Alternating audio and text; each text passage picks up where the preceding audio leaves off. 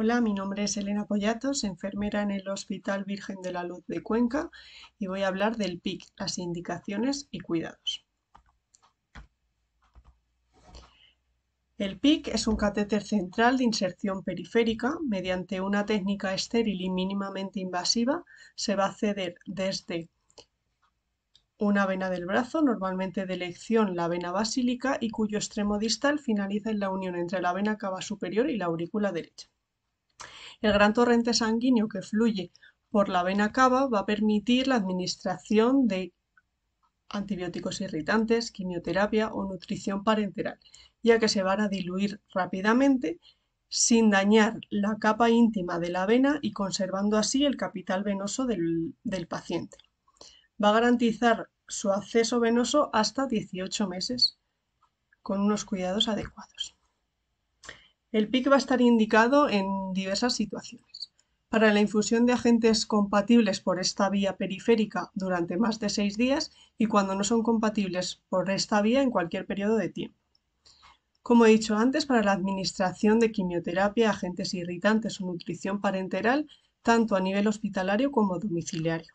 Para una monitorización hemodinámica en pacientes críticos, para punciones venosas frecuentes. El PIC va a permitir la extracción de sangre sin hacer continuas punciones. Cuando un paciente tiene un capital venoso deteriorado y para infusiones o tratamiento paliativo en pacientes en situación terminal. A su vez, el PIC tiene una serie de contraindicaciones. Algunas relativas, como son la insuficiencia renal crónica, alteraciones de la movilidad de la extremidad, lesiones en la zona de la inserción, presencia de otros catéteres venosos centrales, obesidad, EPOC, entre otros. Y una serie de contraindicaciones absolutas, como son un diámetro de venas insuficiente. El PIC no puede ocupar más del 45% de la capacidad de la vena, ya que podría dar lugar a una trombosis venosa en esta extremidad. Que ya haya una trombosis venosa en la extremidad, una mastectomía ipsilateral, entre otras serían las contraindicaciones absolutas.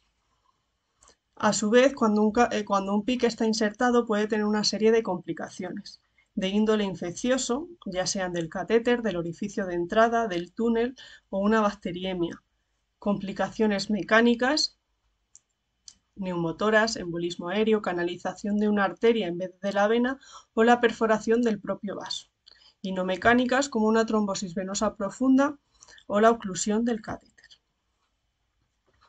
El PIC necesita una serie de cuidados generales, que van a consistir en una realización de higiene de manos previa a la manipulación del catéter, observar y palpar signos y síntomas de infección o flebitis en el punto de inserción del catéter. Se va a destinar una luz exclusiva cuando el paciente está en nutrición, con tratamiento de nutrición parenteral.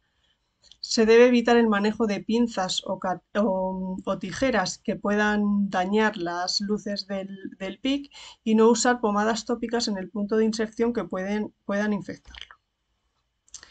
En cuanto al apósito, si el apósito es de gasa, se hará un cambio cada 72 horas y siempre que esté sucio o mojado.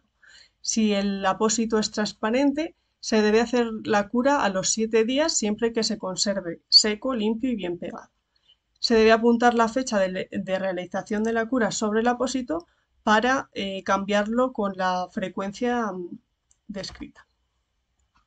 En cuanto a los cuidados de la luz, se va a hacer una higiene de manos antes y después de la manipulación. Se debe limpiar el tapón antes de conectar la jeringuilla con una solución alcohólica al 75% o con clorexidina al 2%. Cuando se acabe una infusión es importante cerrar la llave inmediatamente y no demorar más de 5 minutos la limpieza del catéter para evitar oclusiones. Y el lavado se debe hacer con suero fisiológico con 10 mililitros antes y después de cada infusión.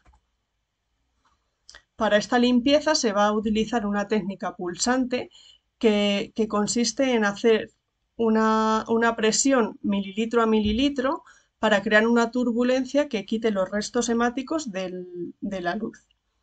Cada vez que se lave el catéter, también se realizará una técnica de presión positiva, que consiste en cerrar la pinza del catéter mientras estamos acabando de infundir, evitando así el retorno venoso y evitando los restos hemativos que pueden ocluir el catéter.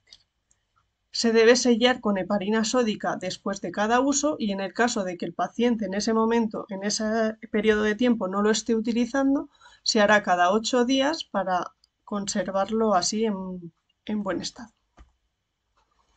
De este modo llegamos a unas conclusiones, y es que el PICC se está convirtiendo en un catéter central de primera elección por ser seguro, mínimamente invasivo y de larga duración.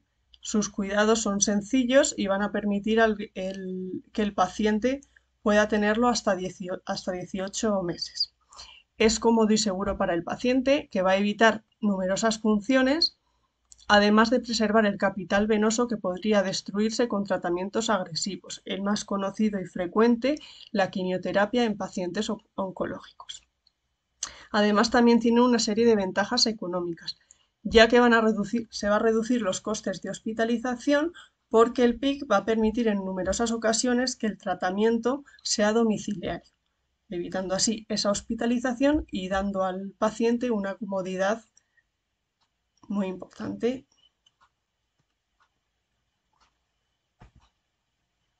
Esto es todo. Gracias.